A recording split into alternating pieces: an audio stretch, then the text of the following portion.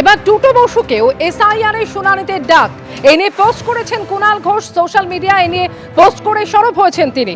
মোহনবাগানের প্রাক্তন সভাপতি এবং তৃণমূলের প্রাক্তন রাজ্যসভার সাংসদ টুটু বসুকে শুনানিতে ডাকা হয়েছে। সপরিবারে তাকে শুনানিতে ডাকা হয়েছে। টুটুবাবু অসুস্থ, হুইল চেয়ার ছাড়া গতিবিধি অসম্ভব। 19শে জানুয়ারি তাদের হাজিরা দিতে ডাকা হয়েছে। টুটু বসুকে এখন প্রমাণ দিতে হবে যে তিনি বাংলার নাগরিক। পশ্চিমবঙ্গ ও বাঙালির ওপর এই অত্যাচারের জবাব পাবে বিজেপি ও কমিশন। সোশ্যাল মিডিয়ায় পোস্ট করে আক্রমণ শানিয়েছেন কুণাল ঘোষ।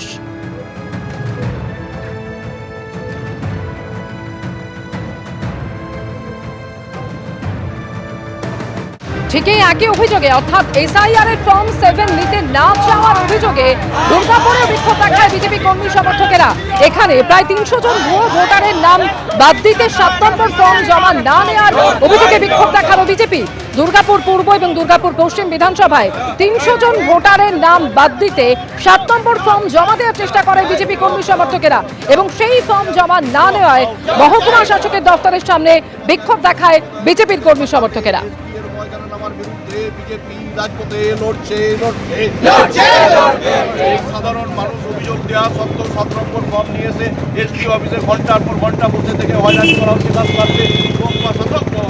আর বাঁকুড়ায় যে ঘটনা ঘটেছে এই ঘটনা নিয়ে আজকে সরব হয়েছেন মুখ্যমন্ত্রী মমতা বন্দ্যোপাধ্যায়। নবান্নে আজকে সাংবাদিক বৈঠক করেন এবং একেবারে ছবি দিয়ে মুখ্যমন্ত্রী মমতা বন্দ্যোপাধ্যায় তিনি অভিযোগ করছেন একটা গাড়িতে 9-10 হাজার ফর্ম 7 বৈধ ভোটারের নাম, ফাইলের পর ফাইল, বস্তায় বস্তায় কাগজ দেখলেই এফআইআর করতে হবে এমনই নির্দেশ দিয়েছেন মুখ্যমন্ত্রী। আনঅথরাইজড নথি দেখলেই এফআইআর, সঙ্গে সঙ্গে অ্যাকশন নিতে হবে। বাঁকুড়ায় বিজেপির গাড়িতে ফর্ম 7 উদ্ধার হওয়ার ঘটনায় এমনই হুঁশিয়ারি দিয়েছেন মুখ্যমন্ত্রী।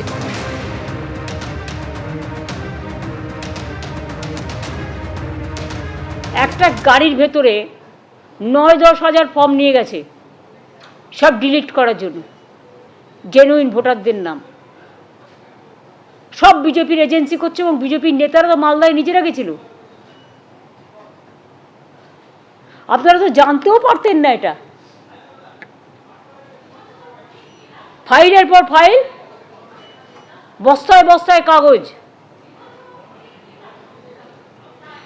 এগুলো মানুষের অধিকার চুরি নয়, তথ্য চুরি করছে।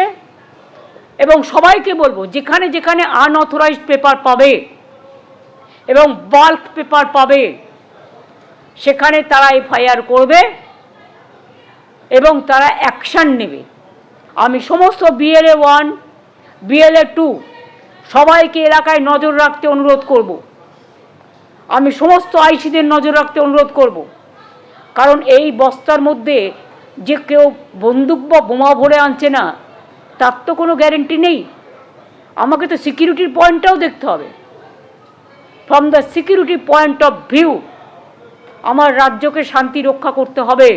মুখ্যমন্ত্রী মমতা বন্দ্যোপাধ্যায় নবান্নে আজকে সাংবাদিক বৈঠক করেন এবং ফের একবার বৈধ ভোটারের নাম বাদ দেওয়ার চক্রান্ত চলছে বলে অভিযোগ করেছেন তিনি প্রশ্ন তুলছেন 54 লক্ষের নাম বাদ কিভাবে, বলছে ইয়ারও বাদ দিয়েছে, ভুল বলছে। 54 লক্ষের বাদের তালিকায় বেশিরভাগই বৈধ ভোটার রয়েছে। 54 লক্ষের নাম বাদ, তারা জানেই না তাদের নাম বাদ গেছে। তাদের নাম বাদ গেছে, তাদের না জানালে তারা জানবেন কি করে যে তাদের নাম বাদ গিয়েছে? কি বললেন মুখ্যমন্ত্রী মমতা বন্দ্যোপাধ্যায় এবং পাল্টা এর জবাব এসছে বিজেপির তরফেও। যদি আপনি ডিসক্লোজই না করেন যে কাদের নাম বাদ গেল, তারা জানবে কি করে? তারা তো নিশ্চিন্তে আছে যে আমার নামটা হয়তো আছে। গত পরশুদিন ড্রাফট লিস্ট বেরিয়েছে, এতদিন কিচ্ছু বেরোয়নি। এবং সেই ড্রাফট লিস্টও যদি দেখেন,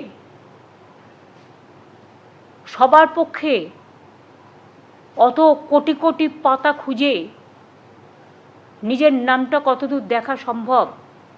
54 লক্ষ নাম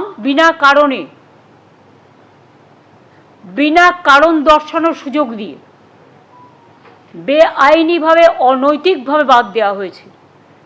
মহিলাদের টার্গেট করা হয়েছে। আজকে 2002 এমনিতে তো ম্যাচটা মিসম্যাচ। এটা ইলেকশন কমিশনের সবচেয়ে বড় ব্লান্ডার।